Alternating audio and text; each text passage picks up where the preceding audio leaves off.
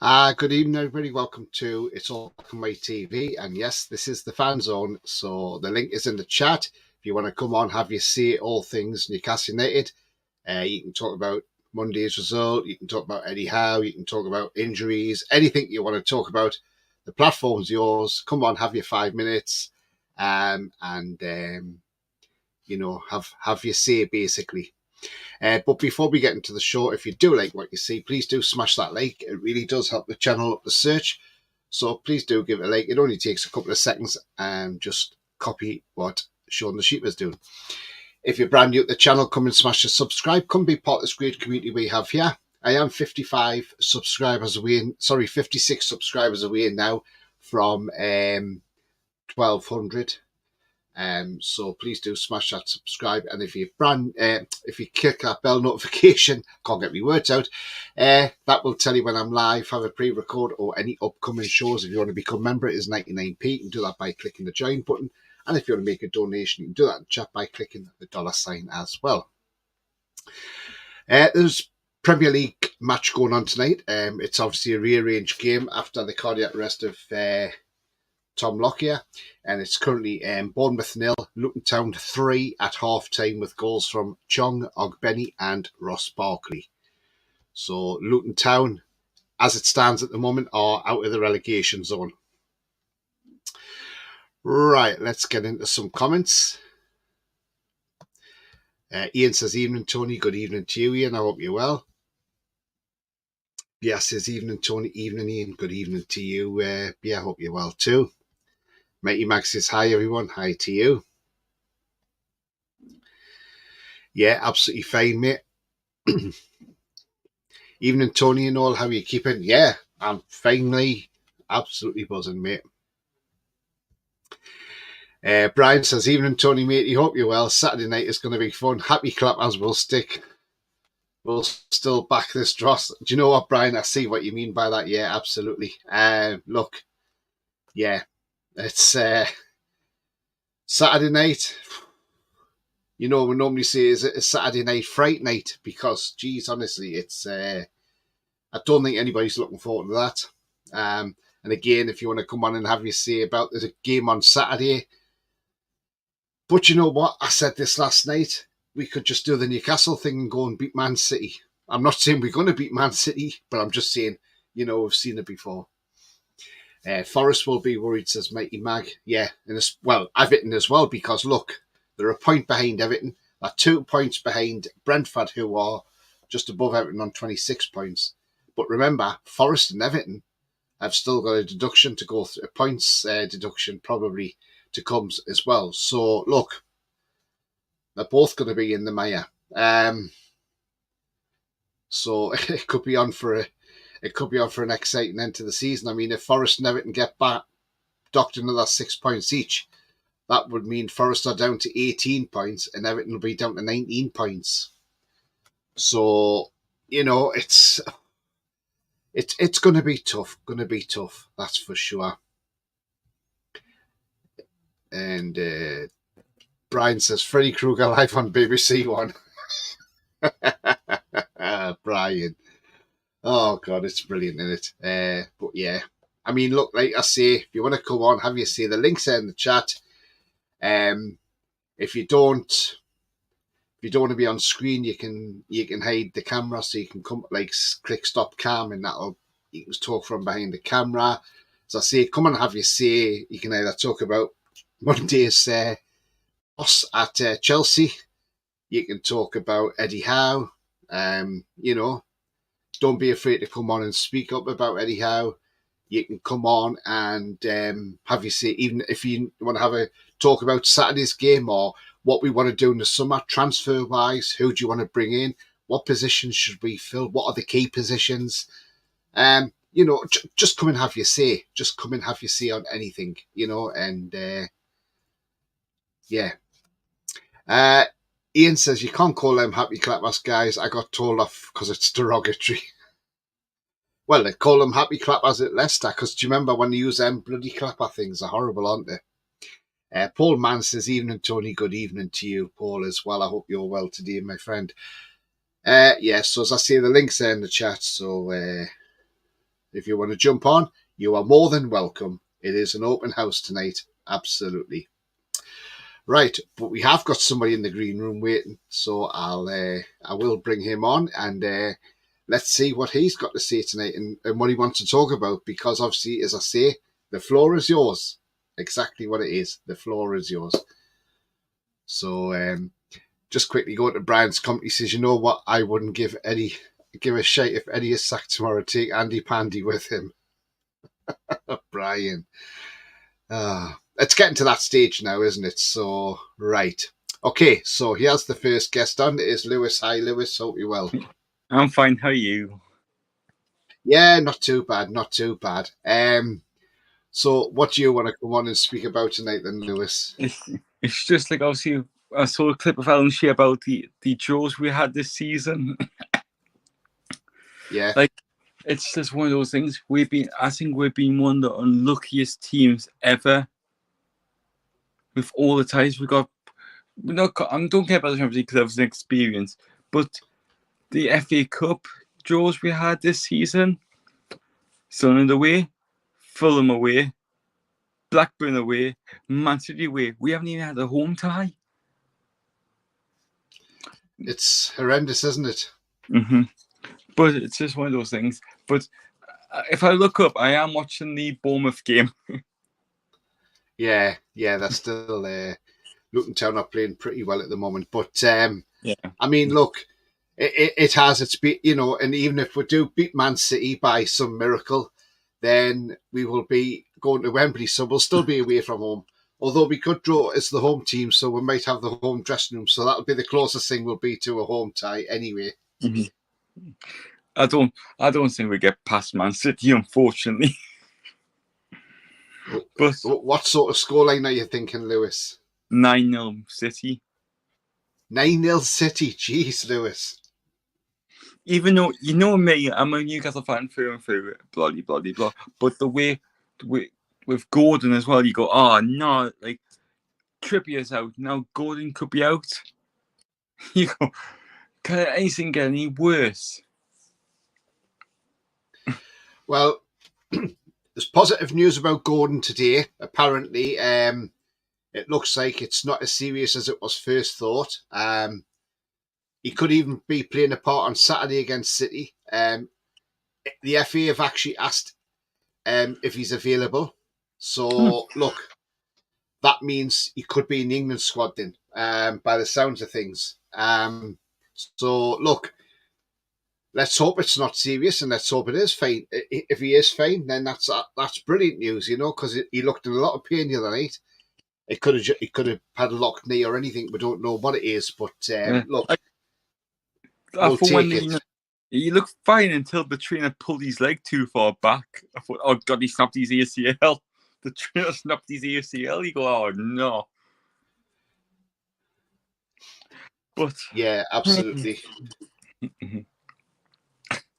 But, I mean, Lewis, going back to Monday's game, I'm going to ask you this question. I mean, what was your thoughts on that game on Monday? Did we make Chelsea look like Barcelona, or what? Or because we were just really poor, weren't we, Lewis? Especially in the defence. Yeah, I tell you, who was the worst player on the pitch? It was Longstaff. Longstaff was the worst player. Now and again, it was Bruno.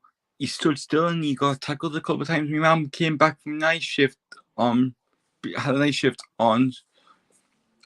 Bournemouth just scored. It's 3-1. Yeah. But like Bruno stands still. My mum was on night shift. I woke my mum up by accident. I said, "Bruno, man!" It's like literally so loud. I woke my mum up by accident because I shouted a bit too loud. but yeah. Like,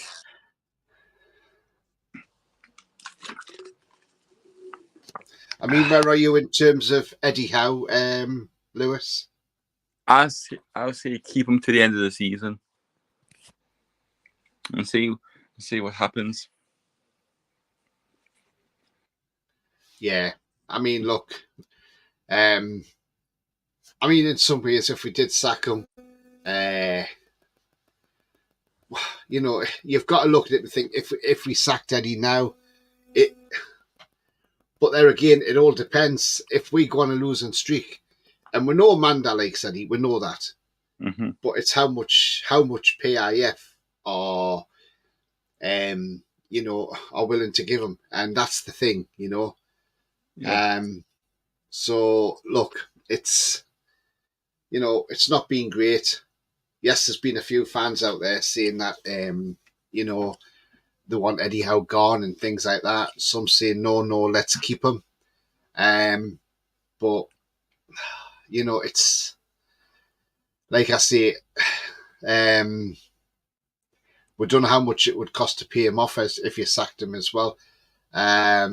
So we've got to take that into consideration as well, Lewis. And Rafa got sacked yesterday.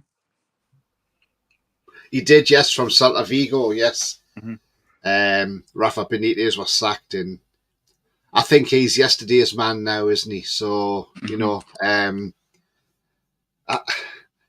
he was good while he was at Newcastle. He did what he had to do at Newcastle under very extreme circumstances because we had a tyrant in charge who was tight with the purse strings. So he done the best with what he had, kept us in the Premier League. You know, I think at that time, if Rafa Benitez had money to spend, we wouldn't have been struggling to stay in the Premier League. We would have been we would have been way up in the top echelons of the Premier League. You know, so even for a European place, but yeah, Rafa did well for us, and look, he moved on to pastures new after us because, quite rightly so, he didn't want to work under Mike Ashley anymore, and who can blame him, to be fair. So I've got other people waiting, Lewis, but before you go, so one also, like, if I can, like, yeah, have you heard the new format for the Champions League? What, next season? Yeah, have you heard what they're doing? No, I haven't, Lewis. I haven't seen that news. No, like they're not going to do the pots. They're all slightly doing the pots, but they're not doing the pots. If that makes sense. They're going to have the 4 pots, but pick a team out for, like, they say Liverpool, and then the computer's going to generate who they're going to play against. Because if they do sounds the pot, weird, doesn't it? Yeah, because if they do the pot, it's going to take about 3 to 4 hours to do it with 34 teams in it. Yeah, probably would do, to be fair. If you after this, go onto Sky Sports YouTube and that Sky Sports Football or Sky Sports News, whatever it is, have a look and to talk about it. Yeah, I'll check it out, Lewis, and have a look and see what's being said on that. Yeah, but yeah. So before you go, obviously I've just had viewers coming on as well. So just remind the viewers, what's your score prediction on Saturday, Lewis, against Man City away from home in the FA Cup quarter-final? 9-0 City. Hopefully I'm wrong and we get through. I bloody hope you're wrong, Lewis. I really do. We're in for a long night if that's the case. Yeah. If you need, like, as I said, if you need me to come on anytime, I can jump on and help you out, Tony. Yeah, no problem. But thanks for coming on, Lewis. It's been a pleasure to have you on. And first one on tonight. Yeah, absolutely, Lewis. So yeah, you are first on, and well done. And yeah. But we'll see what happens anyway. But let's hope your score I hope your score prediction's wrong, Lewis.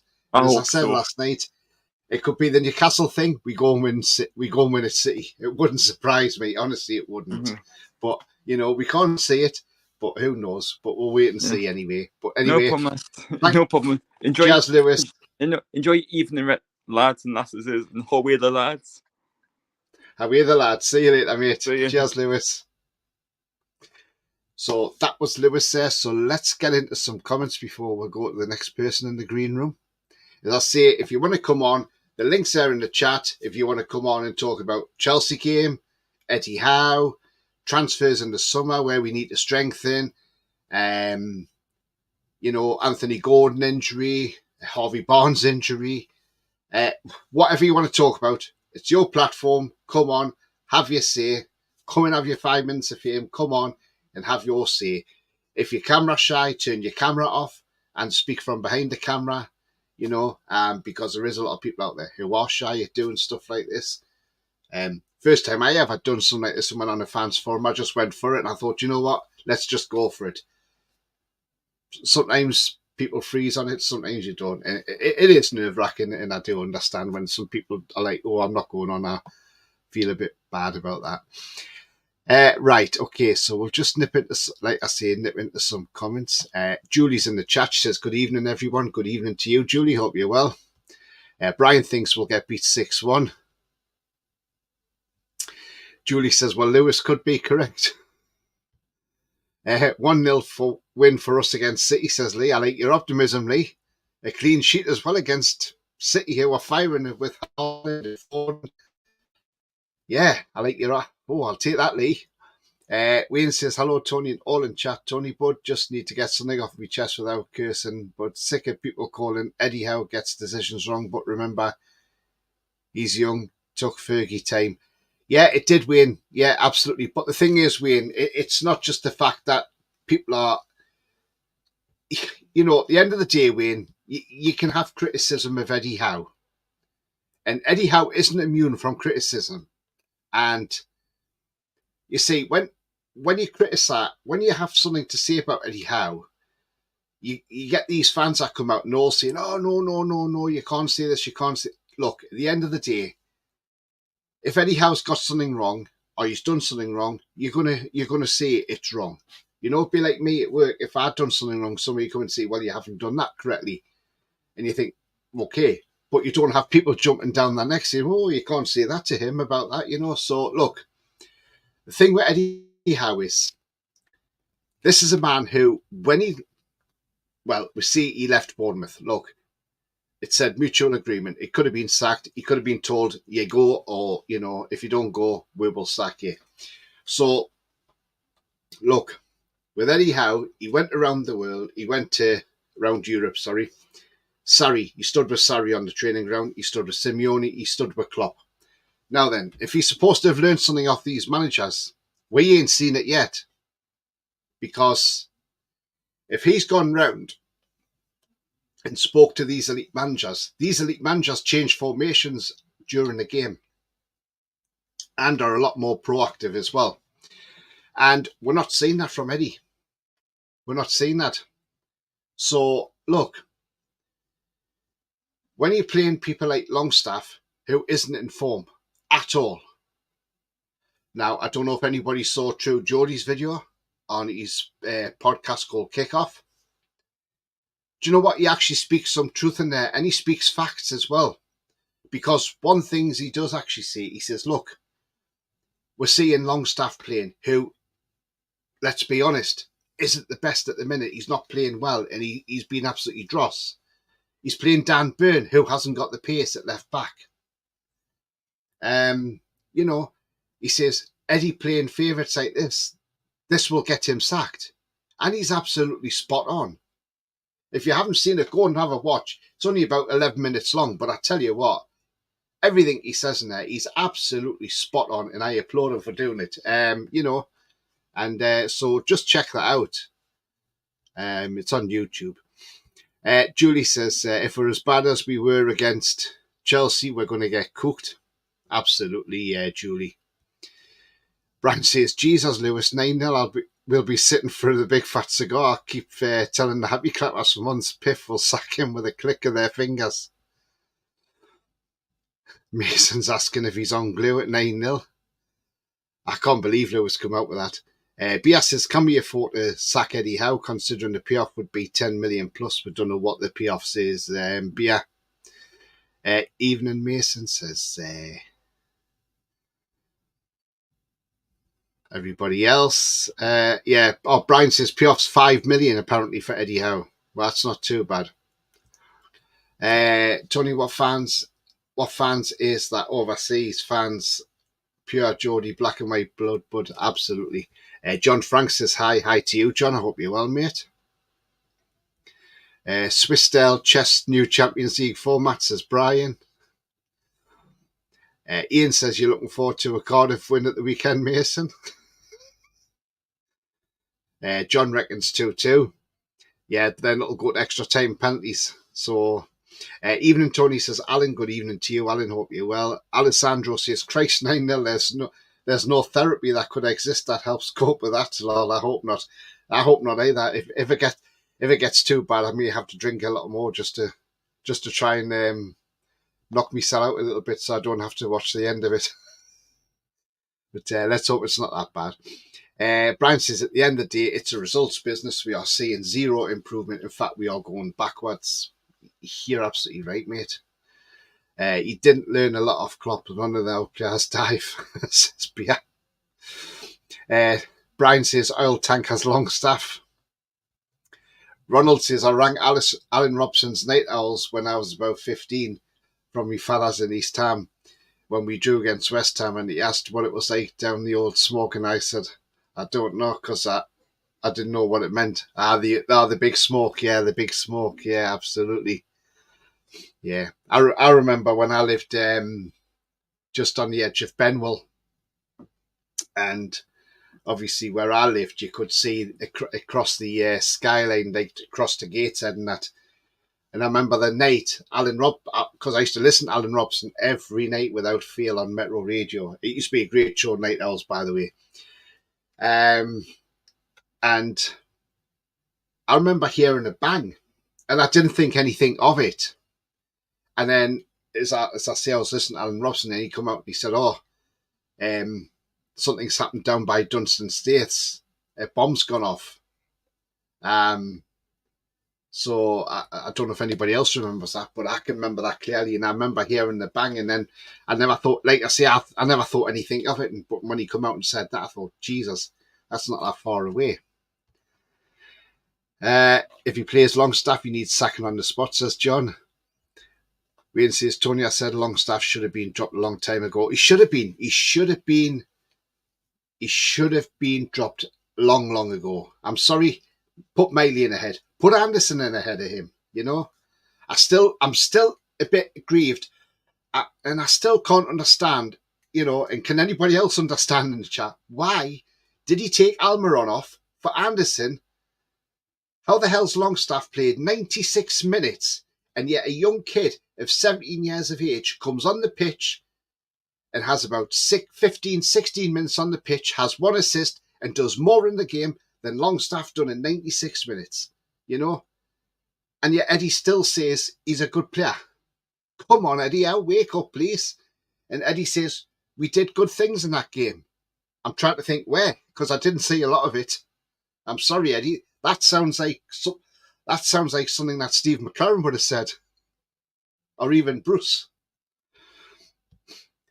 Tristan says, thank God you're online, Tony, a channel that reacts to its viewers. No worries, Tristan, thank you very much. Alan says, hopefully money to spend this summer. Got to still hope we get some kind of European football with or without Eddie Howe. Yeah, absolutely, mate. So, Tony, I'm pro Nagelsmann. Who do you think will replace Eddie at this weekend? Eddie's job is gone. We don't know what's happening, do we? You know, so we'll just have to wait and see on that one. I'm not going to speculate on that at the moment.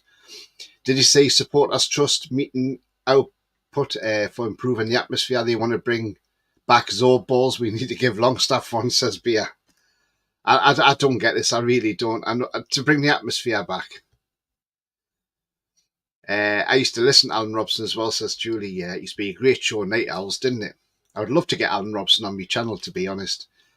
Alessandro says, is Eddie going to start the favourites against City, or will we see changes? Do you know what, Alessandro? You've just answered the question, mate. We'll see his favourites, I'm telling you now. Longstaff will not be out of that team. I don't know what Longstaff's done to get in that team. You must have Eddie Howe over a barrel. If we get beat 9-0, I don't know what I'll be. Maybe run around my street bollock naked because there's no coming back from that house, says Brian. Jesus, Brian. Better warn the neighbours to shut their curtains in. The steamy stories people used with the phone. And yeah, absolutely. And then there was people who used to try and commit suicide and used to stop them as well, which was absolutely brilliant. Hit the likes buttons. Lovely, thank you very much indeed. I used to like night owls at work in the car. Yeah, everybody liked night owls. It was one of the best. 3-3 now. Wow, gosh. My auntie worked with Alan Robson as well, says Wayne. Tristan said, I have a question for you, Tony. If Bobby Robson was sacked for a poor start of the season after Europe, why isn't Eddie treated the same? That's what I want. A new manager, I treat Eddie's the same. Look, the thing is, Tristan, go back to Freddie Shepherd.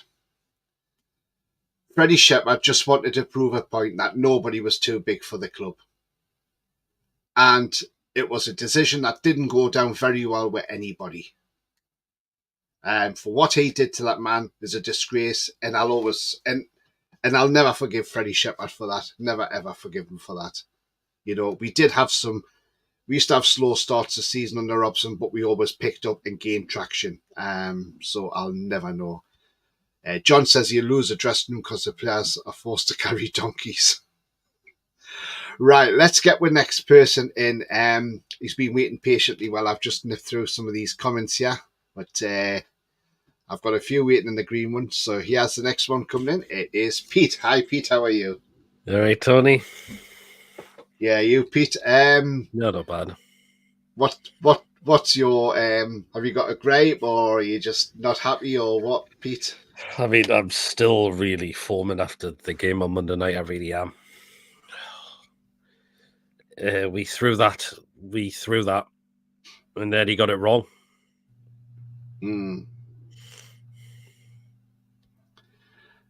I mean, the Sean Longstaff debate.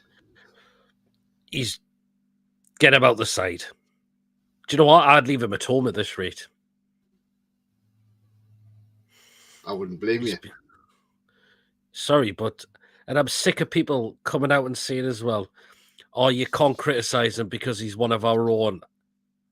Give over. I'm sorry, but what are we seeing what is Eddie Howe seeing that we're not seeing? And all I'm seeing is just what I'm thinking. And all I'm seeing is just cannot be us performances on the pitch. Mm-hmm. I mean, you watch Longstaff. Yes, okay. SofaScore can sex it up and say he's had 85% accurate passing in that game. Yeah, because he's passing the ball bloody sideways or backwards. He's not doing anything with it. He's not really making a pass that's going to create a chance. You know, it's just a little short pass and it gets a little percentage tick on him and it just makes his stats look good. That's what I'm saying. The sexy stats up, you know. But to me, you know, and I've said time and time again, I like to know what Eddie Howe is seeing in Sean Longstaff, because what we're seeing is totally different to what Eddie Howe's seeing. Yep. So something's going on there. Yeah. But he did this at Bournemouth, played his favourites, Pete. It'll cost him his job. What happened to Bournemouth? It'll happen the same if he's not careful. And if you look at the way we are defensively at the moment, we're going to end up conceding 60 goals this season. That's shocking, isn't it? That's terrible. And our defence was one of the greatest defence last season. I don't know what's wrong with Botman, but that first goal was very criminal of him to do that. Absolutely criminal. Do you not put some of the blame down to Dubravka as well? He should have shouted for that ball and claimed it. Dubravka was going to get there, but it's how weak the clearance is from Botman. Yeah. I think he's either leaves that to Dubravka, or I think he's got time to take a touch and then get a decent clearance away from that. He gets it all wrong. With first-time clearance, it's weak as anything. Yeah. I mean, Mark Kerrigan says results are king for Eddie Howe until the end of the season. They are, but he's got to get them. That's a thing. And that's the worrying part. I mean, look. Unfortunately. When you think, Pete, we're next home game in the Premier League, well, the next game in the Premier League is home to West Ham. Now, if we don't beat West Ham, that puts us in the spot of bother getting a European place, because West Ham are currently 3 points ahead at the moment. Yep. And if they beat us, they'll be 6 points ahead of us. Well, they've got a game on Saturday as well.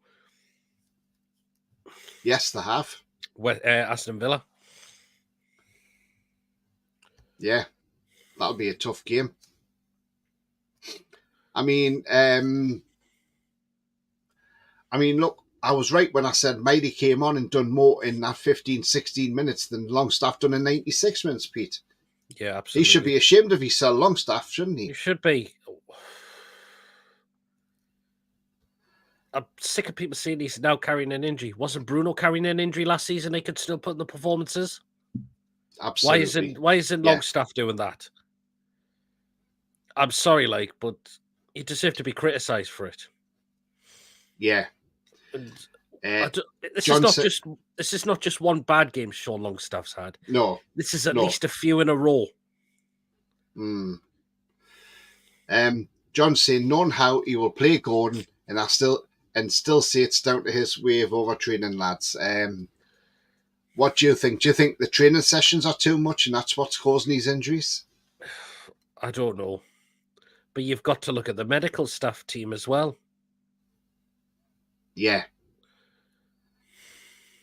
They've got to be sacked off in the summer and replaced. Yeah, they get rid of them. I mean, the way that the thingy Gordon's leg was just scandalous.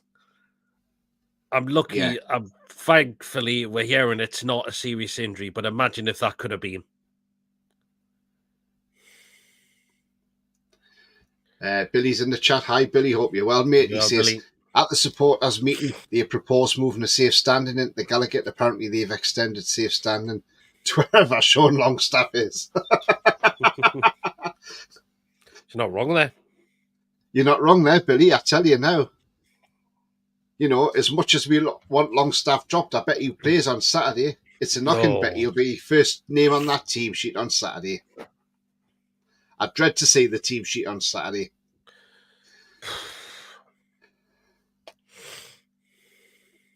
Wayne's saying it's 2-1 to tune on Saturday. I hope so, Wayne. As I say, it wouldn't surprise me, as I said this last night when I had Jack on with me, it wouldn't surprise me. We do the Newcastle thing and go down there and beat City.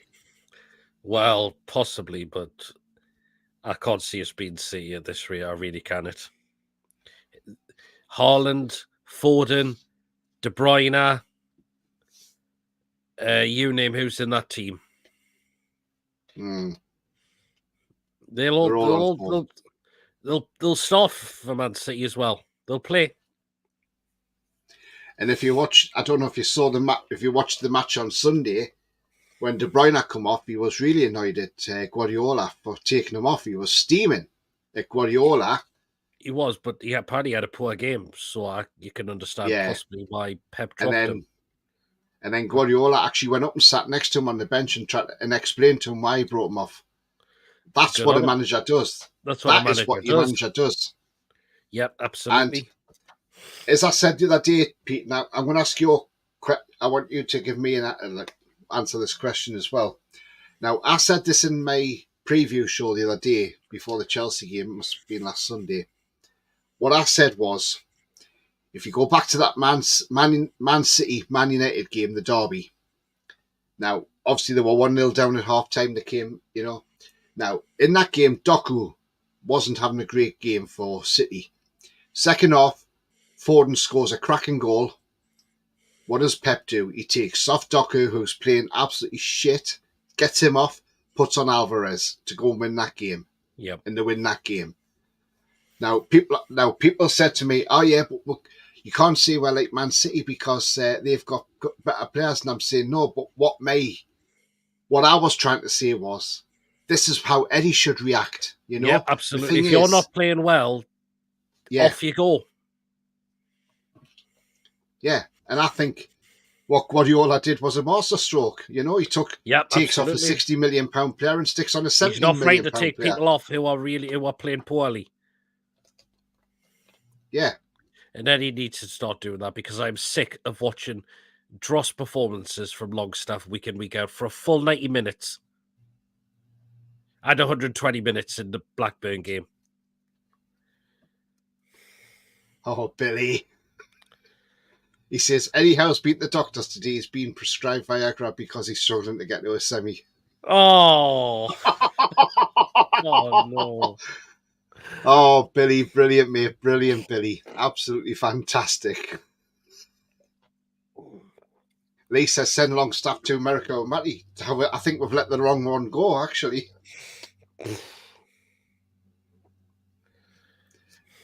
Question, Pete. Longstaff. Would you sell him in the summer, yes or no, and how much for? So far, yes.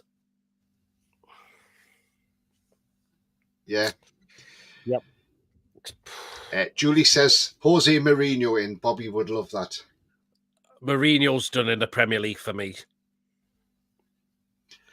Do you know what, though, Pete? Do you know what I think, right? And look, I'm going to see what I think on this Mourinho sort business. Right. Let's just look at Mourinho at the moment, and like when he started Porto, well, obviously he started in Barcelona as assistant manager to Bobby. Now, when he went to Porto, and when he went from Porto to Chelsea and whatever, the guy's a serial winner. He's done it. Yes, okay, Tottenham, he didn't win any trophies, but that club doesn't win trophies that often. But he won something at Man United. He won something at Roma. Now, as I say, Mourinho's a winner. And I know people come out and say he plays this boring football. But do you not think if he was at Newcastle United, because if you remember, every time he comes to Newcastle, when he came with either Chelsea, Man U, or Tottenham, obviously he always used to lay flowers for Bobby Robson. You know, and always had to have a bit of time at the statue with Sir Bobby. So every time so do you not think if he came to Newcastle, Pete, he may play a different style of football, like the attacking football we like, and he might want to win trophies for us because knowing it's Sir Bobby's home, as he keeps calling it. Possibility, but it's just his jobs in the Premier League last year just haven't gone really well. Tottenham, no. His last spell at Chelsea didn't go well as well. But then you got to look at Chelsea. That club's a bit toxic. Well, true, but no, Mourinho's done for me now in terms of Premier League management. But let me put this in another spin to you, Pete, about Mourinho. If Mourinho was in as manager at Newcastle and he goes out in the first season and wins us the Carabao Cup, would your feelings change about Mourinho then, or would you still be the same? You probably would actually change your mind then, but yeah, but I don't. I like his press conferences, though. They're quite funny, spicy. but he's having problems on the touchline at times as well. When it doesn't go his way, he looks for big payoffs as well. So we're not saying it's going to happen, but we're just saying what Julie said. But yeah, it's just not for me anymore. Not for me. A few years ago, I would have had him then, but not now. I wouldn't. Yeah. Brian says, well said, Pete. Bollocks, he's one of our own. Yes, we want our homegrown players to do well, but Christ. I mean, what was your thoughts the other night on Almiron? When Gordon went off, they changed Gordon and Almiron over because Gordon wasn't getting back to help Burn. Now, obviously, I've been an advocate of this, and I've said this for a long, long time. Almiron should be playing on the left-hand side. And I rest my case. Now then, what was your thoughts of Almiron on the left the other night? Did you think he had a cracking game? Because I thought he played very well. Yeah, I thought he did well. He was getting down the flanks. He had a chance, which was saved. He was putting some good balls in. Just shame no one got on the end of them. He did well for me. Now the next question comes. When he was taken off for Anderson, who has just come back from an injury and is not really a left winger, were you surprised at that move? Yeah, I wasn't happy. I didn't get that at all myself. You don't put someone there who's just come back from a long-term injury. Nah, definitely not. Julie says, what's happening at Bournemouth? It's still 3-3 at the moment, Julie, after 79 minutes. That's a problem with Luton. That defence is terrible, isn't it? Mm-hmm. Tristan says, Tony, it's because the manager Can't spot talent if we stuck 100 top talents in front of him. I mean, there was a thing today on Twitter. Somebody said, we could have had Alan Varela, who is, he's a great defensive midfielder, youngster, but apparently Eddie Howe didn't want him. Ooh. Even though he's only available for 10 million or whatever it was. Mm-hmm. And people are saying he'd rather go out and spend it on English players.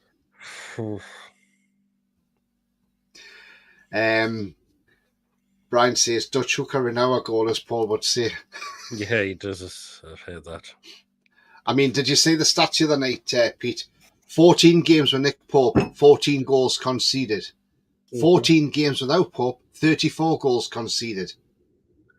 That tells you the defence does not trust the keeper behind them. Well, they don't. We need Pope back in a way, don't we? Yeah. And he's not back till April now. He's had a setback.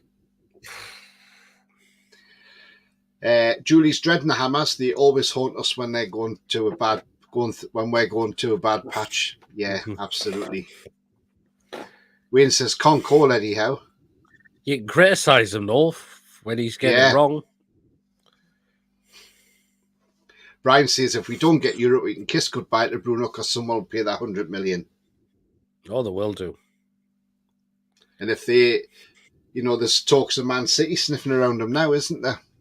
See, they'll have the money if with there being a release clause and you have to pay it all in one. They'll have some clubs like that will have the money. Yeah. Bias says Longstaff's a journeyman. We need to stop the sentimentality. I mean, Eddie Howe come out the other day and said there could be deals for Dummett and Richie again in the summer. Oh no! Move them on. The time he has done. Yeah.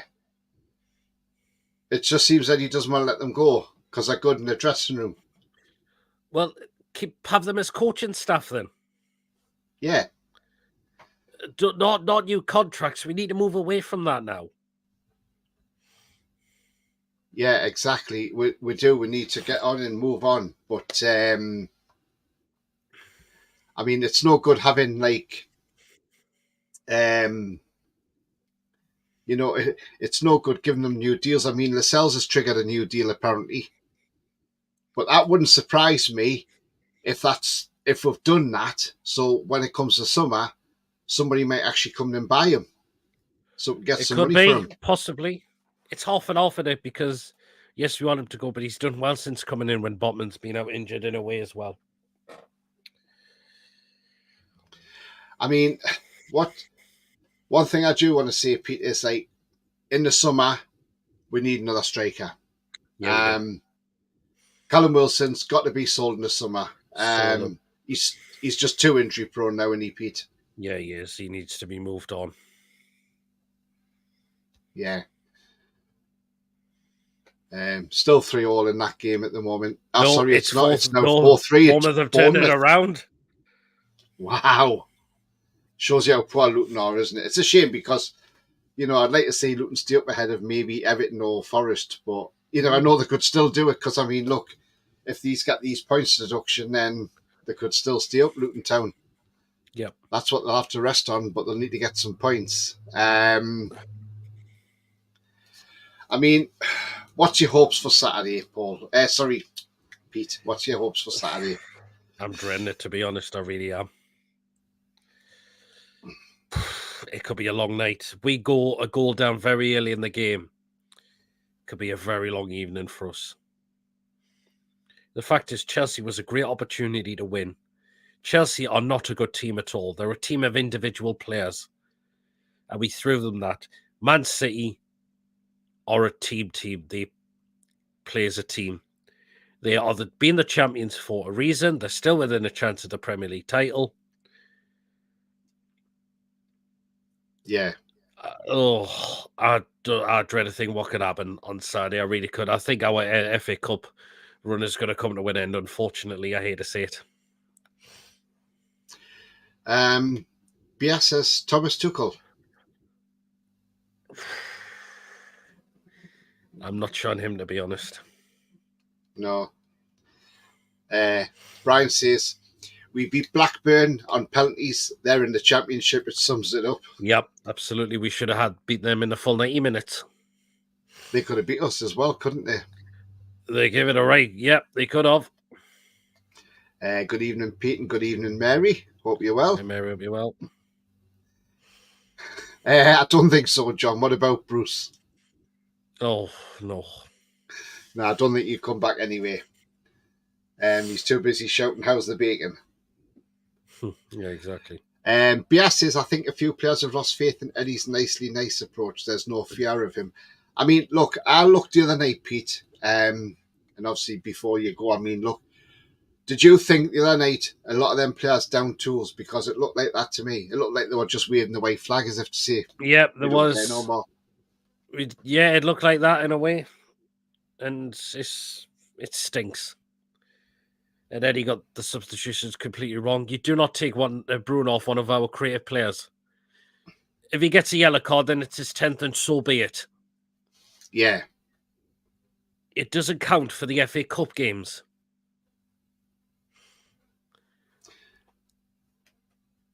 I mean, Billy the Fish hits the nail on the head there. The fact, and I've said this before as well, the fact that opposing sides have targeted Burn for weeks and the manager either can't see it or doesn't think it's a problem is mystifying.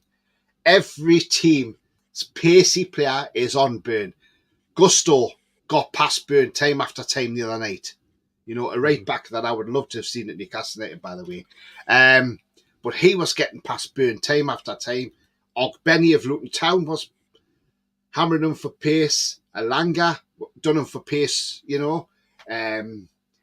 Who else has done him for pace? There's that many he's done him for pace as well. Semenyo was another one, you know. And come on, Eddie Howe, see it. Burn is getting done for pace. And yes, I know with Dan Burn, it's one of those things, but at the end of the day, Eddie's got to see the bigger picture and say, look, enough's enough. I need to pull him out the team. I think he's lost some pace since he got that back injury against Arsenal. Mm-hmm. He has. So before you go, Pete, obviously let everybody know where they can find you, but also, more importantly, what's your score prediction for Saturday, first of all? As I mentioned, I think... Please don't do it, Lewis.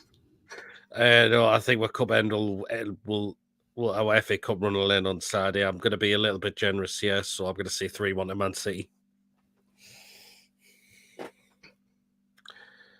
Yeah. So do you want to let people know where they can find you, Pete, and what shows have you got coming up this week? Yep. So find me on my channel, PD Proudlock. I'll be back tomorrow with a preview. And Friday night will be the Crazy Football Show. Live watch along. I'm not sure yet for Saturday and Sunday. Will be in the match review and the player ratings. Dread to think they watch along, Pete. Oh bloody hell, Ronald! I know. Are you stacking up on Dick and Cider? Don't say it. No. No. I'm not going to say it.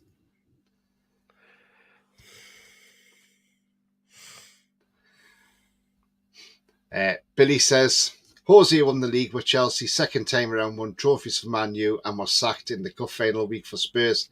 I'd take him for a couple of years to properly lay the foundations. Absolutely, Billy. That's right, he did get sacked from Spurs in the run-up to that League Cup final. And I think if they hadn't have sacked him, he would have won that League Cup final for them. Could have done. But he didn't walk out because of the whole European Super League thing. Was that what it was over? It was something like that. Or they got rid of him. Mark Kerrigan thinks it could be Nagelsmann who comes in. Out to Nagelsmann, elite manager. Yeah, so would I.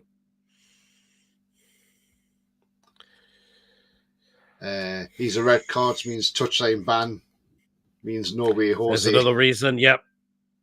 He's had a few of those as well. And that reminds me of Pardew in a way as well. Yeah. Just one quick thing there, Pete. Talking about Pardew there. Did you see the Lecce manager in Italy got sacked for headbutting an opposing player? That's how you get rid of a manager. That's what Mike Ashley should have done when Pardew headbutted David Myler. Should have been sacked there and then for gross misconduct because he wouldn't have to pay any compensation. But no, Classic Mike Ashley. Let's piss the fans off and let's just keep Pardew.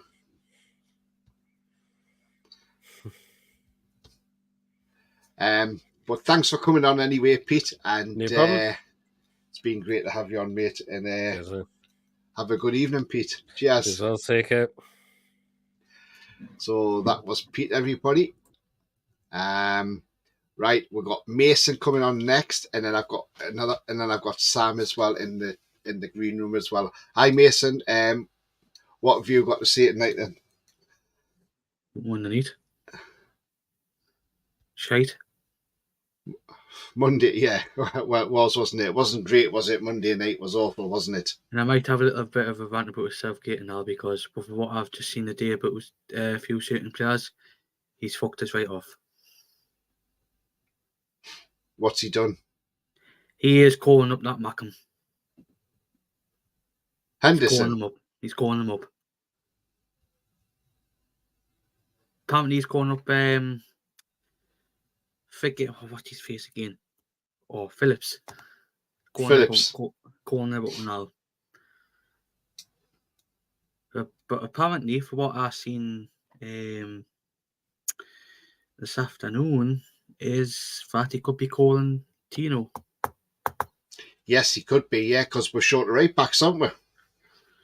He said he could play him for left back and all. Who did I say now? We could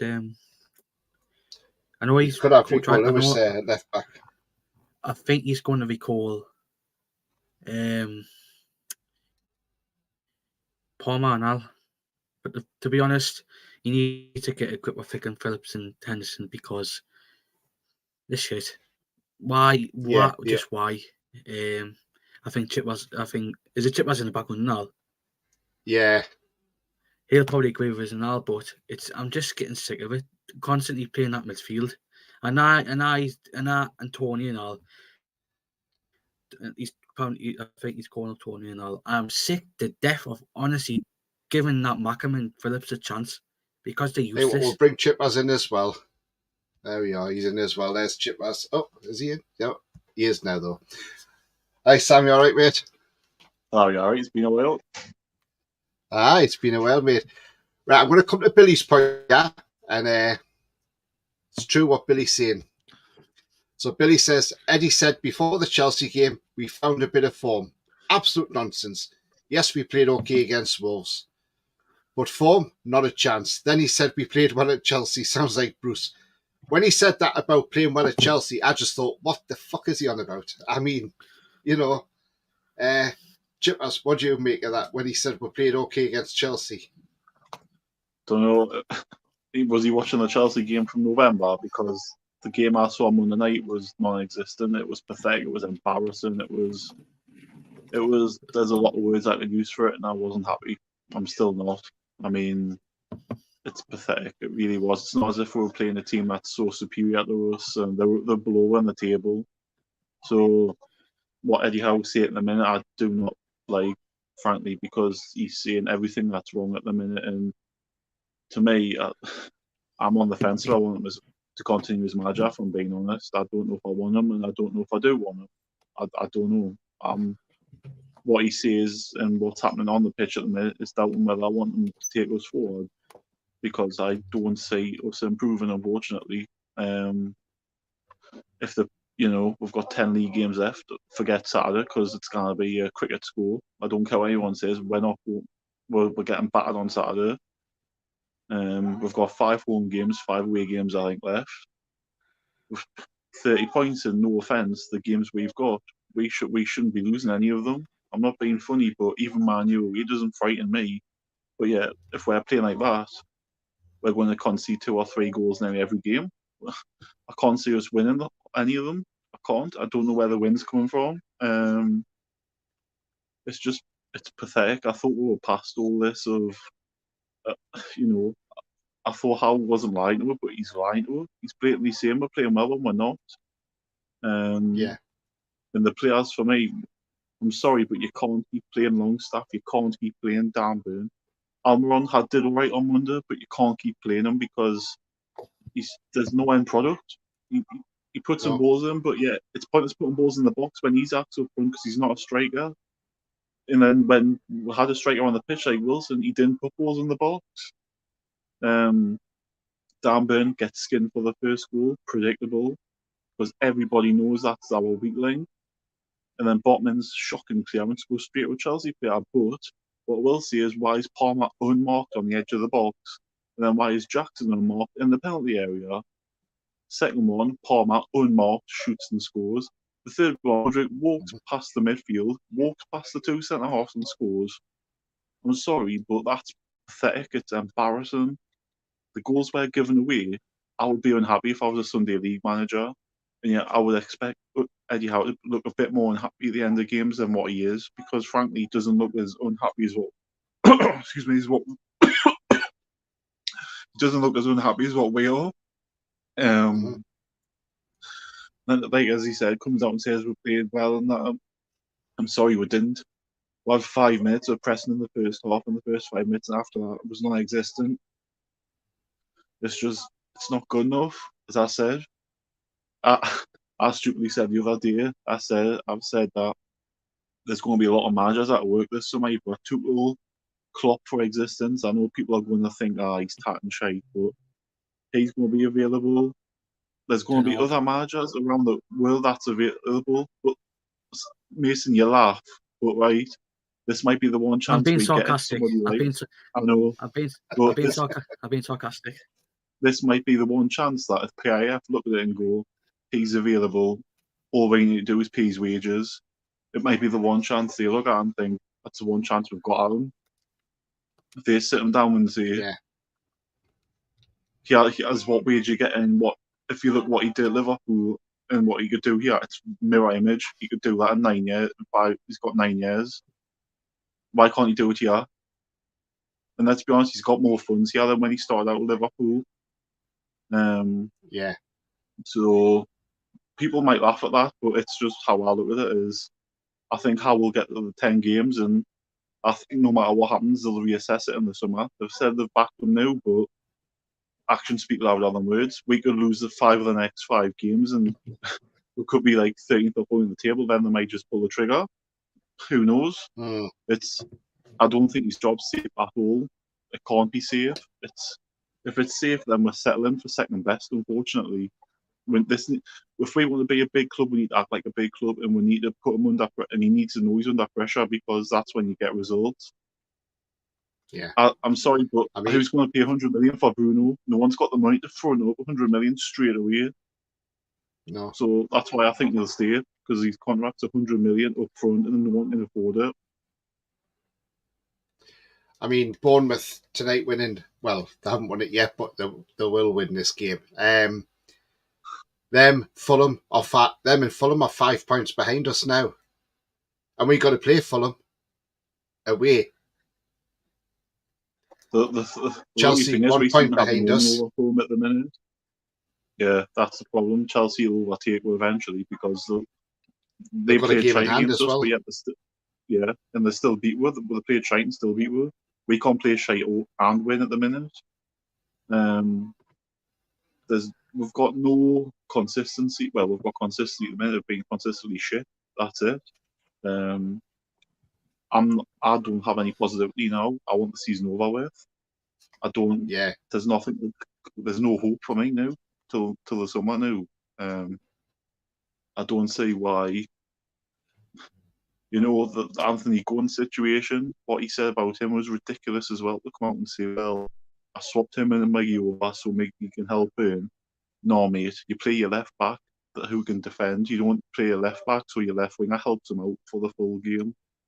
That was ridiculous and all. And the fact he kept him on when he was injured, I'm sorry, but if he got injured early on in the game, why have you kept him on? Take him off. You've got Murphy and bloody Anderson on the bench who can play in that role. But no, you've kept them on, then it made it worse. Could have made it worse. I'm sorry, I can't be positive. I really can't. It's so frustrating. It's hard, isn't it? And I'm not having the injuries as an excuse, because every team has injuries. We've got a lot of players back now, and the team that he's putting out should be good enough to win football matches. Yeah. Absolutely, Chippers. I mean, God. Julie's asked a question earlier, and I'll ask you and Mason this as well. I'll start with you, Chippers, but Julie says she wouldn't mind Mourinho at Newcastle. Well, you get results. Put this way, he would have Mm-hmm. got a result on Monday night. I don't care how well we'll play, it's a results business, and that's ultimately what PIF will look at. They'll look at and say your results aren't good enough, no matter what style of football you're playing. You're out the door. If you can't deliver results, if you can't deliver wins, no matter how well you're playing on the pitch, that's all we care about, because winning football matches wins your trophies, and we're not going to compete or win anything if we don't win football matches. Mourinho's a serial winner as well. We look at Man U, he was there for 3 years and he won 2 trophies. Mm-hmm. I'd take that. He wouldn't be playing Longstaff every week, that's for sure. I tell you what, he would have took Longstaff off after 5 minutes on Monday night. Mm-hmm. What about you, Mason? Mourinho? Me personally, I would take him. People say, "Oh, he's football shit and all that," but the fact is, some of the clubs he was at, he didn't get back properly. That's what I'm thinking. He didn't get back properly. Obviously, you won't get back properly under Levy at Tottenham. You wouldn't get back properly in Man United, but he managed to win 2 trophies under majority of the players who he had, apart from a handful of players who he had at Man United was shit, and he still managed to win 2 trophies. Yeah. Chelsea it's 50-50 at Chelsea, but if he gets back fully and get the players he wants, me personally, I feel like he'll succeed in Newcastle, and obviously some of the players who obviously played on underneath, you wouldn't want them in his squad. You wouldn't want to play the likes of Byrne, the likes of Longstaff. You'll want to have players who fight for their shirt, obviously he's got the connections with Bobby Robson and all that. He'll want to fight for every single cause, just to do for his former boss, because he'll want to do well for his former boss. He loves it up here. Me personally, I would take him. Oh, RB has put it in the chat. We will win on Saturday with Lascelles up front and Sharon midfield. I get the joke of it as well. Yeah, the joke. Yeah, we remember that on TTR. Yeah. I mean, this is what Billy said when obviously about Mourinho, and Billy's absolutely spot on when he said this. Jose won the league with Chelsea, second time around, won trophies for Man United, was sacked on the cup final week for Spurs. I'd take him for a couple of years, who would probably lay the foundations. Absolutely. I agree with Billy, because the fact is as well, he's I don't know if he has said it publicly, but he might have said in his thoughts, I want to manage Newcastle, because fans, the City, Bobby Robson, this will probably won't be one of the jobs, apart from when we had Ashley, that you always wanted to manage. And I had a crap record up here, but the fact is, he probably still loves the area. He probably still wants to manage the club, and obviously, I don't know if anything was said at the Joshua fight on Friday when the chairman met with Mourinho, or something might have been said if he doesn't get a job by the summer, and then obviously the chairman and Eddie Howe part ways. The fact is that I won't be surprised if Mourinho's number one on her target, like number one managerial appointment for the summer, because I can't see any managers, bar Graham Potter, because I wouldn't want Tuchel. I can't see any managers, bar Potter, in Mourinho being linked with Newcastle, because I feel like then it will be on the main list, short list for. You can throw Tuchel in there and all, but I feel like they'll go for Potter or Mourinho. Because Potter's just I the wouldn't same have as what Potter. He's the same as what we've got. Yeah. You want something that's better than what you've got. You went to Chelsea in midfield, didn't he? Yeah. At the minute, Tuchel and Jose is the only ones really available that aren't attached. Well, Tuchel will be leaving in the summer. If you could talk to him now and say come in the summer, but they're the only, like I said, Klopp. People will laugh at suggesting that, but like I've said, if you throw money at him, he'd be like throwing a dog a bone. You want a bit of taste of it. I know people say, "Oh, you want manage any other club other than Liverpool," but I remember Mourinho saying he wouldn't manage any other club other than Chelsea in the Premier League, and look, he went and managed Spurs and Man U. So, Yeah. If you throw money at somebody, I'm pretty sure they'll listen. Absolutely. And Billy saying to Pete there as well, because Pete obviously wasn't too keen on Tuchel. Pete, he says, you can't turn your nose up at Tuchel when we have our current manager. He's floundering and stubborn incompetence. Add cowardice to that too as well. Coffee's just mentioned in the chat. He wins trophies. It was? Yeah. Can I just come in here? Coffee's just mentioned. Yeah. We're linked with that Thiago Pinto who with Marino at Roma. If them two were together in Newcastle from the summer, and they get back properly, we'll be in the same position as we were last season, but a few places higher. Yeah. That could. I feel like that could happen. In the summer. I forgot about that. Cheers, Coffee. Tristan says Spurs, Man U, and Brighton. We won't win any of those.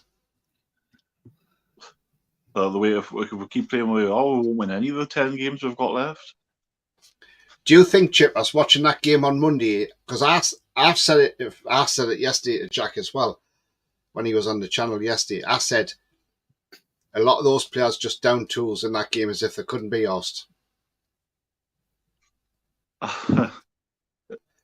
I look at it and think as soon as the first goal went, and the heads dropped, and the heads went, and the confidence went, and last season that never happened when we conceded a goal. But I never saw a heads drop at all, and to be honest, I never seen we concede a goal as sloppy as that last season. So I don't know what the players are thinking. I don't know what the manager's thinking. We don't know what's going on behind closed doors. We don't know whether there's been fallouts between any of the players or anything. We don't know what's going on. That's the problem now. Everything's all behind closed doors. Yeah. If I was Eddie Howe, I would have tore strips off them, but then I would have looked at myself and thought I could have made different substitutions and different things myself. And for me, I wouldn't, the fans made the trip down there. If I was the fans, I wouldn't have been applauding them at full time. I would have just said, no, go, show off, because you don't deserve the applause. Personally, what I would have done is, people are going to probably think I'm being an arse here, but I would have walked out. I wouldn't have stayed for the 90. I would have left, because they didn't deserve that. Then the fact the players are joking and smiling and applauding back, I'm sorry, but no. I want to see it on the pitch. I don't want to see us clapping, applauding and smiling, because he didn't deserve to do that, because he got beat. I saw it was Matthew's birthday the other day, and all the players said happy birthday and all that. Fine with that. But yet none of them apologised for the performance they put in. I'm sorry, but come on. At least give the fans who travelled down there an apology, because they deserved it. They had nothing. There was nothing to say off. We apologise. Considering it's in London on a Monday night, and they've travelled all that way to sell allocation, and they didn't get any apology from one of the players. I feel like it's just a complete farce and a ridiculous now. I mean, the thing is, the thing is as well, you just look at that game and you just think, it's, what have we just watched? What have I just watched 96 minutes of? You got young Lewis Miley comes on and does more in 15-minute spell than Longstaff does in 96 minutes. It's like playing with 10 men when Longstaff's playing in that game, or any game at the moment, because he's just a passenger. Bruno must have a sore back. We're carrying him every bloody game, that's for sure. I remember Eddie Howe saying, I want to win every game. Fair enough. But yet, with 10 minutes to go, he takes Bruno off. And yet, we score in the 89th minute, so there's still 6 or 7 minutes left to play. Who's to say if Bruno wasn't on the pitch, we'll get a draw or something, or we'll go on and get 2 more goals because of the way Chelsea were playing. They were shit scared of us. Every time we went at them, they were shit scared. But no, he bottled it.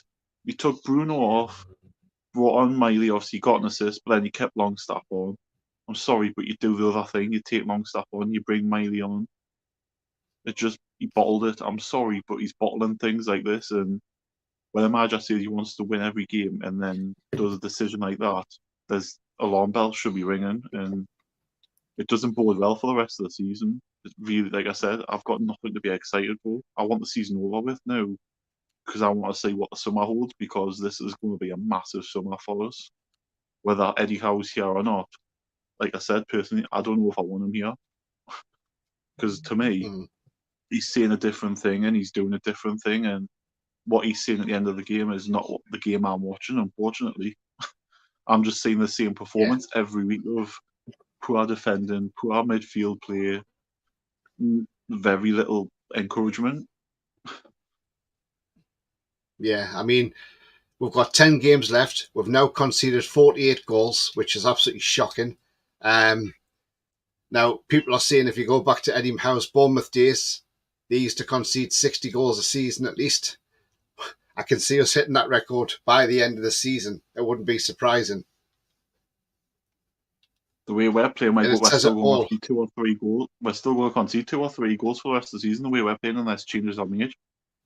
That means, for me, he's either got to take Botman out at the minute because he's obviously out of form, you take him out. Or if you're playing him, you play a back five. It's the only way to start from the back and keep the sort of defence out, because if you're going to keep persisting with Dan Burn, you can't keep playing him at left back. I'm sorry, but every team looks at that area of the pitch and say it's the easiest part of the pitch to get, and if you put a ball a yard in front of him, you'll beat him. It's ridiculous. It's been like that for months, but yet he hasn't done anything about it. And it's so frustrating because, obviously Trippier will be back for the West Ham game, touch wood, but play Livramento there. Or even what he could have done Monday was play Livramento left back and play Kraft at right back and have Burn on the bench as a backup centre half. And you could see Botman was having a poor game. You could have took Botman off and put Burn at centre half for his confidence, but I'm so frustrated. It's just mind-boggling, isn't it? Yeah. I mean you Billy want Epps him to is do there. well, but how many times this season have we seen Eddie Howe show any passion? And I think this started at the Liverpool home game at the start of the season, where we were 1-0 up, cruising against 10 men, and he made the wrong substitutions. He took the best players, 3 of the best players off, and then they went on and won the game because our best players were off the pitch. And when he could have kept them on because we were in control of the game, if they'd stayed on, we'd probably see out the game and win 1-0. But since then, his changes and everything. The Villa game away recently was the only time where he's done something where Dan Burn got skinned twice by Bailey when he came on, and he brought on Livramento and played a back five. That's the only time he's reacted to anything that an opposition manager has done, and it was the right decision. Any other time he hasn't done it. It's been too late when he's done it. It's ridiculous. I'm sorry, but it's too much. One game in so many is not enough. Don't care what anyone says. I mean, when you think you look at some of the games though, Chippers and Mason, you look at some of these games and you think Luton Town at home. No disrespect to Luton Town, but conceding 4 against Luton Town, really, letting Ross Barkley run the midfield, it's embarrassing, Okay, we should see, every game in the Premier League is tough, but Jesus, come on, we were 4-2 down at one point against Luton Town. We rescued that, If we had lost that game, it would have just been, carnage. Factors as well, Bournemouth as well. Bournemouth as well. Semenyo had Dan Burn on thick and toast, and look what he did. He scored, and then straight after that, he took him off. Yeah, I mean, what's the point? Taking him off when that just made it 2-1. I'm going back to Liverpool. I'm going back to Liverpool. First game of the season, cruising 1-0, took off the 2 best players. Oh, look what Klopp does. Brings on Núñez and Elliott. What does it do? What does Núñez do? Scores twice in the last 10 minutes. Mm-hmm. It just Because shows once that we he took knows. Tonali, if you go back and watch that game, when we take off Tonali and Gordon, and you see the camera pan to Klopp, he's actually smiling, thinking, "Wow, I can't believe what they've just done." And then he threw Nunes on, but Elliot, like you say, because Klopp knew that we took the two of the best players off the park. We should have beat Liverpool that day. That was our best chance of beating Liverpool. Yeah, and we that's what couldn't I do just that. said. I'm just, like I said, I've got no positivity. There's only 10 games left. I wanted it to be over with now because we're playing as if we're already on the beach and we're having pina coladas, a lot of them.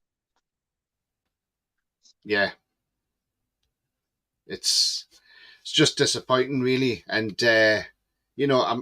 I'm dreading the City game on Saturday. I think we'll need an umpire for that because it will be one of them declaration scores. Be a cricket score, won't it? I mean, when you if think you the way saw Foden's playing in Haaland. Yeah. Well, look at the way De Bruyne come off on Sunday. He wasn't happy, was he? Because he got subbed. So naturally, who they're going to take it out on? Us. Because we're the next game. He's got to just rip it to pieces. Pep Guardiola will say, "Go on, Kevin, just rip him to bits." He'll not need any encouragement because he'll do it because he always does it against her. And Eddie Howe will still play Sean Longstaff. He will still play Dan Burn. And we'll still be saying the exactly same thing next week. I mean, Billy says it there. He says, "I'd pick any manager who will get this team to stand up and be counted and put a tackle in or two in a way. Eddie's team has barely put in a tackle in the last 2 away games. This is scandalous." Absolutely spot on, Billy. You're absolutely spot on, mate. It hasn't just been the last 2 away games. Liverpool away, we didn't really put a tackle on anybody. Villa, for me, is the only game we put a tackle in. I can't seem to remember any other game where we did. I mean, Cole Palmer had the full grass of Stamford Bridge on Monday night to do what he wanted. For me, first thing, as soon as he's the first touch on the ball, Son should have had the balls to go in and take him out. As soon as he got his first touch of the ball and say, "Aye, there you go." If you're going to have a man match performance, you kind of have to play well. But no, none of them had the ball to do it, unfortunately. Yeah. I mean, there's now talk. There's now talk of going around that Man United are now ready to sit down and sort the Ashworth saga out. If they want to give 21 million, please do so, Man United. Yep. If they're ready to pay it, then pay it. We need this situation sorted because while he's still on garden leave, he's still technically getting paid by us, isn't he? So yeah, to me, it needs to be he needs to stay or go. And I'm so frustrated. I wish I could be positive, but there's no positivity at all at the minute. The only positivity is that, in the summer we're going to have a bit more money to spend than last summer because of sponsorship deals and being in the Champions League. But then who's going to want to come to a club who's just finished mid-table or wherever will finish? Yeah, absolutely. I mean, I still think Bruno will stay. I think Bruno will stay one more year, and I think he'll give it the next season and see where we're from there. But because the fact he's just had a new kid as well might just swing it that he stays, so he's not moving about and things like that. But that again will depend on who we're signing in the summer. And I think you'll look at it and may say in January, "Wait, listen, if we don't sign the players in the summer, then I'm going in January if someone puts a bid in for us." But if puts maybes all this to happen, I just want to see some effort from the players. I just want to see the effort. I want to see effort from the manager as well. Yeah, absolutely. I mean, in the summer we need to upgrade in a lot of positions. Right wing has got to be upgraded. I know when Murphy come on the other night, Chippers and Mason, he did all right. He put some good balls in the box, didn't he? Well, it's no good putting balls in the box when you've got nobody up front to put them in. why we started doing Isaac's clearly not a striker, and yet I watched Isaac on Monday, and he was kept drifting to the left, drifting to the right. He didn't want to stay in the penalty area because that's not him. He's a floater. He'll go anywhere. It's and I think in the summer you're looking at 4 or 5 players for me as to go. Personally, I would be listening to offers for Dan Burn. I would be listening to offers for Miggy. I would be listening to offers for Longstaff. I know Lascelles has just signed a new contract, but I'd listen to offers for him. And then I would listen to offers for Dubravka. And you've also got to think Gillespie and Karius will go. So because they're frees, Richie's on a free, so there's 3. And Dummett's on a free, there's 4. It looks like Lewis Hall's going to sign. I don't know how, but he looks like he's going to sign for it permanently, which is odd. Because I think there must be something in the contract to say he's got to play a certain amount and the fee rises or something. So, but like I said, there's a massive change. That massive changes need to happen in the summer. Players going out and players coming in, because I can't have another year of players who were here when Rafa was. Yeah, exactly. We've got Roy, but we can't see him. Are you there, Roy?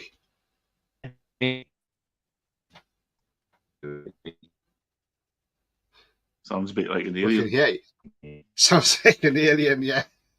You say you were Roy if you got one. Or we say you if you got one. It's probably his mobile signal, maybe. He's gone out. He says, "Let me refresh the page." He'll be back in a minute. But yeah, I mean, look, as we said, there's a lot of positions that need strengthening in the summer. Wilson as well. I mean, he needs to be replaced. 2 injury prone. We've got Roy now. You all right, Roy? All right, mate. This is the problem though now again, is Eddie Howe's reliability and Eddie Howe's ruthlessness and Eddie Howe's loyalty needs to be questioned, because to me, I would not have given Lascelles a new contract. I would have let him go happily in the summer. There's players there that has got question mark to them whether they stay or go, and if the manager keeps them, I'm sorry, but no, you need to be ruthless. Yeah, you need to say cheers for what you've done on your bike. Simple as that. If we want to act like a big club, if we want to be a big club, we need to act like a big club. We can't have this small mentality of, we need to keep him, we need to keep him. It's like when in the summer, in January, we tried to sell Miggy and players, and Eddie Howe was like, I really want to keep him, but he said that about everybody, and then the one he didn't really keep was Joe Linton, which was worrying, because he was like, well, Joe Linton's going to go in the summer because he's not signing a new contract. Well, how's that right? He's the best player out of all of them that we've been trying to sell, that apparently were for sale, and yet you want to keep Miggy, you want to keep Wilson, you want to keep Richie or whatever. I'm thinking, they're the players that you need to get rid of. Joe Linton's a player you need to keep. Well, that was Dan Ashworth. Eddie's too sentimental, Sam. He's too sentimental, isn't he? Yeah, I think that's going to be another downfall for him, unfortunately. Yeah. Good evening, Roy. Doing the Peter Crouch there, the robot. All right, mate. I mean, Roy, we've had some good discussion here tonight. We've talked about, obviously, some people have talked about Eddie Howe's future. Some are talking about Mourinho coming. Look, I mean, where do you stand with Eddie Howe at the moment? And do you think you'll make it to the end of the season? I think if they're going to remove him, they're going to want to bring a manager who's got the quality to get maximum points if possible and take us to Europe next season.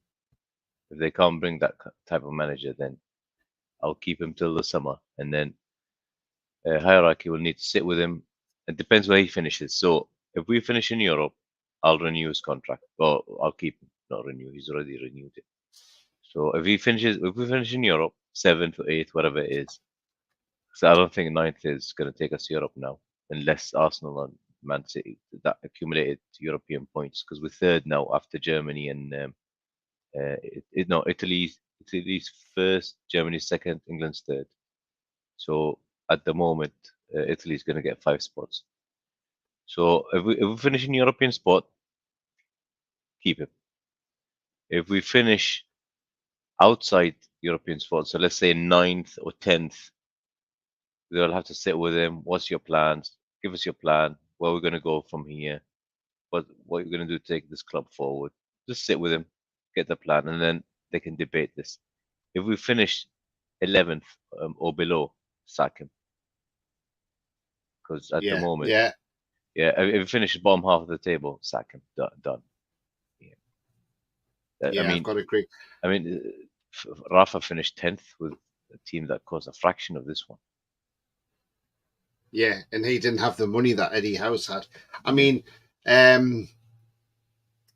look, as I said before as well, Roy, 10 games left, and if we concede 12 more goals, and then 10 games, we've gone over 60 goals this season conceded. That's shocking, isn't it? Shocking. I mean, we say about the defense last season, it's the same players we've got. So what's happening here? Has he lost the dressing room? The players haven't got any discipline left? Did you see them laughing? And I saw Isaac like big smile on his face at the end of the game and clapping the players. And then you got the happy clappers. I saw that. Yeah, and then the fans, the happy clappers. Why you fucking clap? You just spent 150 quid to go to London to watch that shite, and you're clapping him. It's like watching a shit movie. It's like we saw the True Geordie video. Did you see the True? Absolutely, he was absolutely spot on. I know some people don't like him. I admit, he said his whole video today was 100% spot on. 100%. He said if Eddie wants to keep playing the likes of Longstaff, he's going to get himself sacked, and he's absolutely bang on. He is, and just okay. Don't play him in one game. Try Miley. If you get beat and we play rubbish, then think, okay, they're both rubbish, and I was right in playing Longstaff because he's better than Miley. But do it, try it, and you know I'm gonna judge. I'm not gonna go Eddie out until I know what's gonna happen in a few weeks. Trippier is gonna be fit. Yeah. Goes back to right back. Dan Burn fit. Dan Burn plays, and Tino's on the bench. If that happens, I'm gone. I'm going to the other. I'm going to the dark side with Derek. Dark side out. I'm going to tweet as soon as I see the lineup. Eddie out. If that happens, because he was our best player against Chelsea. Paul's in the chat. He says he blames Mason. But yeah, everybody blames Paul. Mason. Yeah, exactly. Oh, Mason's fault, man.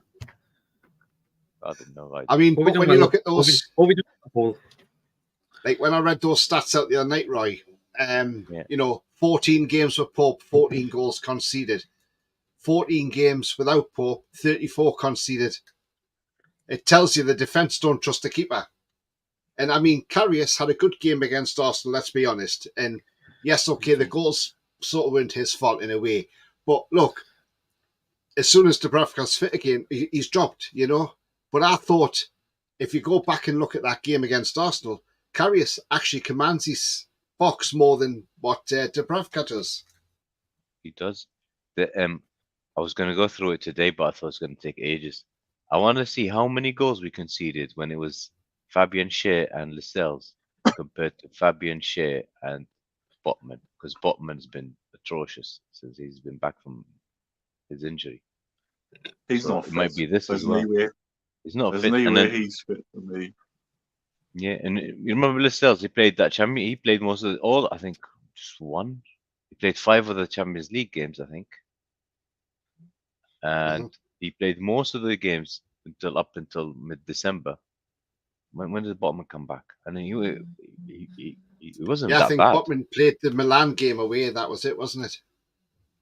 Yeah, Milan game. Did he play the PSG at home? No, he hasn't. No, he didn't. No, I think it was Lascelles and Schär, wasn't it? So Lascelles played all 5. Yeah. So I mean, how many goals did we concede? That dodgy one, PSG, the penalty. Milan 2 goals, 3, and then 2, 3, 6. We conceded 6 against top quality teams in 5 games. Why didn't he go and say, "Look, mate, you're not fit. I'm going to put you on the bench for 1 game. Sort your mind out." It could be his mind, but that's another thing. How can you go 2 games and the medical team knew he had ACL? Thing is, you know what it is with ACL? When it happens, when you first get injured, you will know the next morning because your knee will swell like this big. So when that happens, he shouldn't be training. He usually go straight to the MRI within a couple of days because it needs a couple of days for the swelling to go down, and then you send him to MRI, and then that will tell you ACL. Is it torn completely? Is it a small tear? Depends how bad it is. He's playing now, so he's obviously not torn.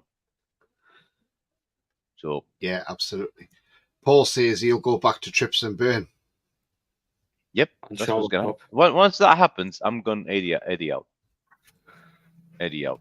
And Longstaff, Miley. Miley's been playing better. Miley deserves to play. Yeah. Up front, I mean, Miggy. That's another thing. Miggy played when Miggy went to the left. He played much better he looked much better on the left than on the right. And there was balls coming in the box, and he had a shot. He takes him off. Then he takes Bruno off. So he waves the white flag, and then suddenly we score, and you've got 6-7 minutes left. We've took all your best players out. You're not going to come back now. So absolute cock up. That was worse than taking Tonali and Gordon against Liverpool. I mean, Alessandro says if Eddie doesn't have the balls to look at his lousy performers in the eye and tell them what's going on, then I don't want him coaching the team. I do want Eddie at Newcastle, but he's got to grow a pair. Absolutely. Tony, I'm going to shoot, mate, okay? Okay, cheers, Chippers. Thanks for coming on, mate. Isn't it? See you later, mate. Yeah. I mean, you know, it's just getting ridiculous now, isn't it? You know, but I mean, where do you stand with Mourinho? Would you have him, Roy? I mean, there's talk of Thiago Pinto coming in as a director of football. If he comes in, you guarantee you'll get Mourinho in money. I don't mind Mourinho. He's the winner. I mean, even with Roma, who've never won a trophy in like 30 years, he won a trophy in Europe and he got into the final the year after. Yeah. So I don't mind. He's a winner. The people say he's a dinosaur. Dinosaur. We had 2 dinosaurs before Eddie Howe. So trust me, Mourinho, the rubbish we saw on Saturday, that's not going to happen with him. Yeah. That's not. At least he'll fix that defense. At least. Now, Bournemouth have won tonight. Obviously, Chelsea have got a game in hand in us, so they're a point behind us. Yep. Now, Bournemouth have won tonight. So you've got Bournemouth and Fulham. So Bournemouth on the 13th, Fulham's 12th. They're 5 points behind us. Yep. If we lose the next couple of games and they win, we could end up in 13th place in a few weeks' time. And we'll be nowhere near Europe. What if that happens? What do you think the happy clappers are going to do? Or what are they going to say? Don't upset the happy clappers mind there, right? I just want to know at what point are they going to wake up and smell the coffee? Because it's shit, and it's not just. I can't blame. Okay, I'll forget December. Some of it was Eddie's fault, but it's fine. You had a good team. You got all your players back almost, except for 3 players. Some of them haven't even played last season. Your team is stronger than last year with Barnes and Gordon. Yeah. Tino. You didn't have them last year. But you're playing Longstaff. You're not changing things in the middle of the game. You stuck with that 4-3-3. So when you play City, it's 4-3-3. And when you play Luton or Sheffield United, it's 4-3-3. Rafa used to change that. You remember Rafa's game against City at home? Yes. When we conceded after like 6-7 seconds, and I thought that's going to be 7 out. And you can see Rafa on the touchline telling the players calm down. Proper, and we played that game as if it was still 0-0, and we bugged the boss. And then after 60 minutes, he did few changes. I can't remember who he put on. Few changes. The last 20 minutes, I thought, flipping heck, man. We look like a world-class team. Pep lost the game. They were hoofing the ball. City were hoofing the ball from halfway line to Aguero and them because they couldn't handle it. We scored 2 goals and won the game. That is genius coach. And Pep, I love Pep because he went to Rafa and shook his hand and went, "You deserve to win the game." And we had 2 shots. But then you get this, the opposite against Liverpool, 10 men, 70 minutes, 1-0 up. Then you do 2 stupid subs and you lose the game. Mhm. But none of us said anything because he took us to 4th place last year. And then we got thumped against Brighton, 3-0. The same way we got thumped against Villa last season. If you put those 2 games, they're almost identical. Mhm. Same shit. Concede first, open up, you lose all your discipline at the back, and it was just like balls through the middle because you don't play with a number 6. 4-3-3. Got thumped. And that was before the injury crisis, which is the biggest excuse for this season. Yeah. So, Billy the Fish says Milan home game was horrendous game management. Absolutely. Bottled it. We mate, should have at least got a draw at that game and gone into Europa League if we had to. we should have. What the hell was Fabian Schär doing with that ball, running all the way, and then he took a shot or something and lost it, and then the ball came to one of the lads in the middle. Bruno should have took one for the team, but he had a yellow card as well, and he didn't take one for the team. If he tackled them in there, Yeah. that was it. That was it. But Mhm. yeah, Mhm. Absolutely. and then Milan could have scored 2 more afterwards. Yeah, they could have. Absolutely could have. I mean, we're going to wrap up in a moment anyway, so I'm going to just ask you 2 for your predictions. Mason, I'll come to you first. What's your prediction for Saturday? Hopefully not as bad as what Lewis was saying, 9-0, but Yeah, 3-1 It's Man not going to City. be 9. 3-1 Man City. 3-1. Aye. You think we'll score? I think we'll score, but Paul, come on, Paul. Paul says 5-1 City. Mighty Max says 4-0, so does Billy the Fish. Jesus. Roy, what's your prediction for Saturday? 6-1. Have you heard of open a can of whip-ass? That's what's going to happen. Do you know what, players right? wake up, unless the players wake up and put on a big fight, which might happen because we've got a history of declining and then suddenly shock people when you least expect it. But fucking the last minute. I mean, it was look, if you look at the last 5-6 games, it was all bad, except Wolves. I would love to find a positive to think what we could do on Saturday, but I'm struggling to think now. What and after watching that game against Chelsea, Man City, Pep Guardiola's probably watched that match and he's probably shown it to their players, and they're probably looking at that match thinking, "Bloody hell, we could have a goal spree here." I'm going to say we'll lose the game 4-1. I'm being a little bit kinder than Paul is. Just go through the chat. Some of them have got comments in. David says 3-0, we won't lay a glove on City. Coffee, optimistic as ever, says 1-0, smash and grab. Scott says 1-1 and we'll win on pence. Do you know what? I wouldn't mind that. Take that. I know, but 120 minutes against City. Yeah, can't see it happening. City won Newcastle 2, a fluke win. I mean, look, City went and beat Luton 6-1, didn't in the last round, so 6-2, wasn't it? See, that's the thing. You don't want him to turn up because he's been off it as well. But he's been hot and cold, and when he's hot, you just can't stop him. So we will need a performance like last season, that 3-3, something like that. Yeah. Mary says, question is, can Newcastle wake up from Hell's Gate after what I saw? I bloody hope so. And David says, Pep knows we'll play 4-3-3. Eddie must be one of the easiest managers to predict. Yeah. Absolutely, David. You're absolutely spot on, because that's the only formation we know. There's no plan B from Eddie Howe. No plan B whatsoever. But yeah, look, guys and girls, it's been a fantastic show. We've been on for an hour and 40 minutes tonight. It's been absolutely brilliant. I think this Fanzone is going to be here to stay, which is going to be good news. I Gastori, did put it on thank you. Gastori. Mate, less than 10 days, and I got here. Wow. Excellent from Castori. Excellent. Yeah. But guys, do remember, if you do like what you see, please do smash that like. It does help the channel up the search. I know Only- Mason loves seeing Sean the Sheep. So just follow Sean the Sheep there and hit that thumbs up. Also, if you're brand new to the channel, come and smash the subscribe and be part of this great community we have here. And also hit that bell notification. That will tell you when I'm live. Have a pre-record or any upcoming shows. So hopefully, possibly tomorrow night or maybe Friday, I'll do the match preview. You know, I'll see if I can try and get Martin on.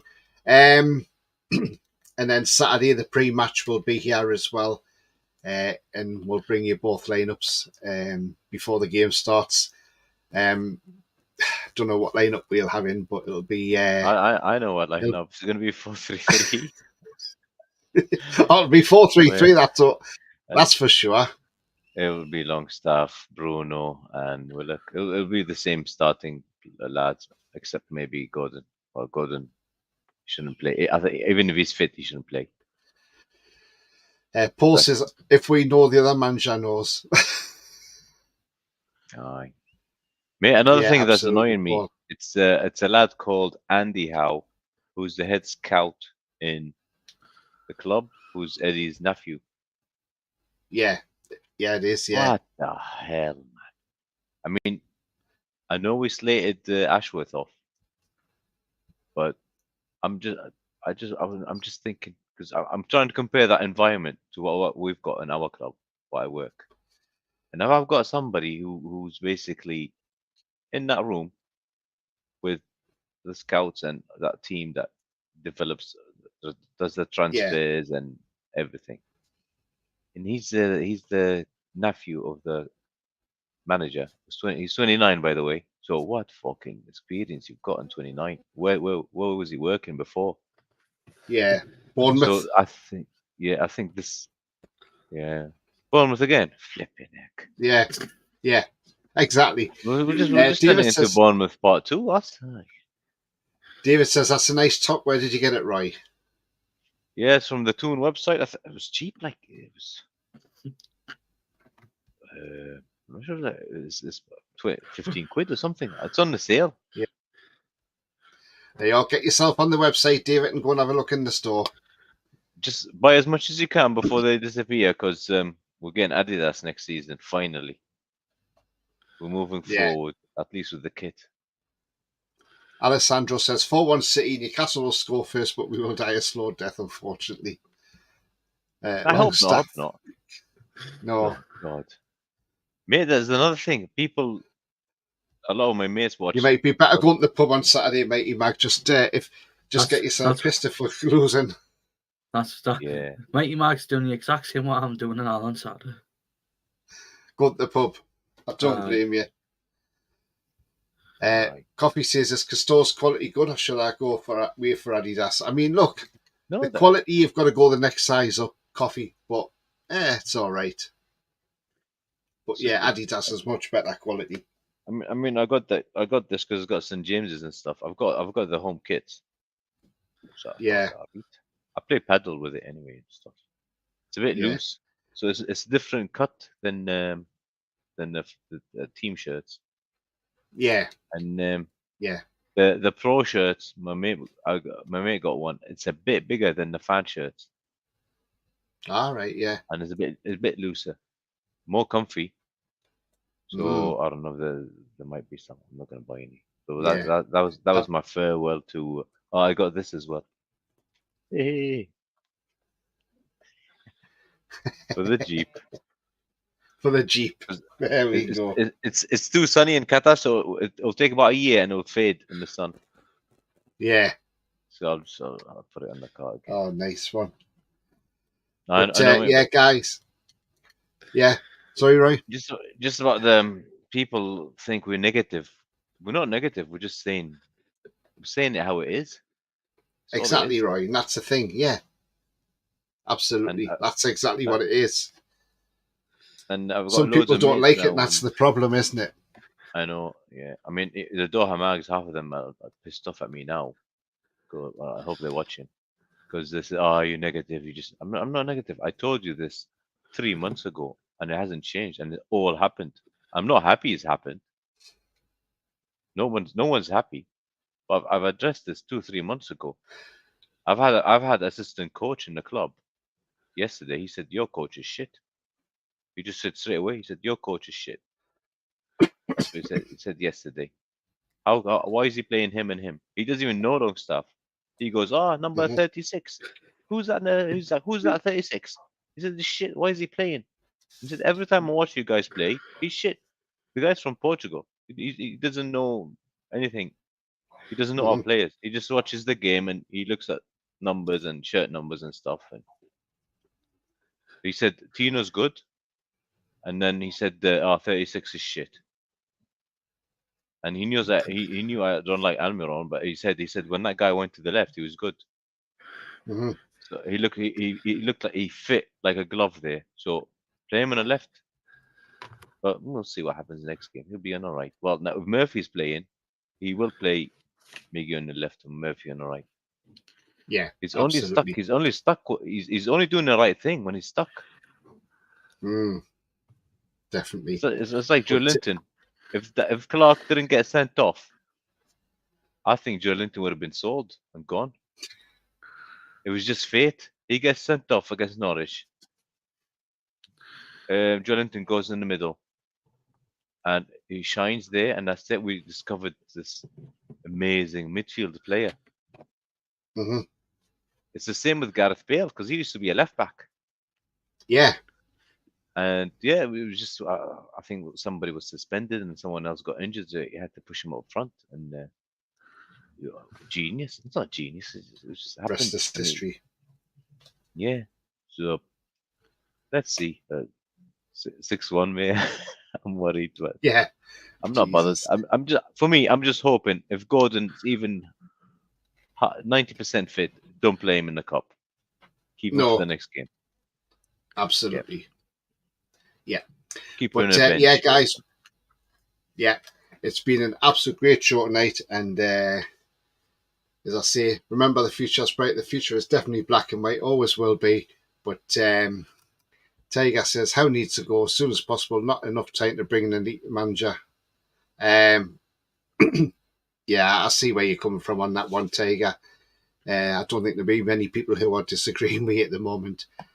But yeah, look, it's been a great show tonight, and thank you to everybody who's came on tonight on the panels. It's been absolutely fantastic tonight. Lewis, Pete, Sam, Roy, Mason, it's been brilliant tonight. But yeah, Mighty Mag says cheers, Tony, Mason, Roy, and all. Cheers to you as well, Mighty Mag, as always. But guys, that's it from us. But until then, we'll see you later. Bye-bye from me.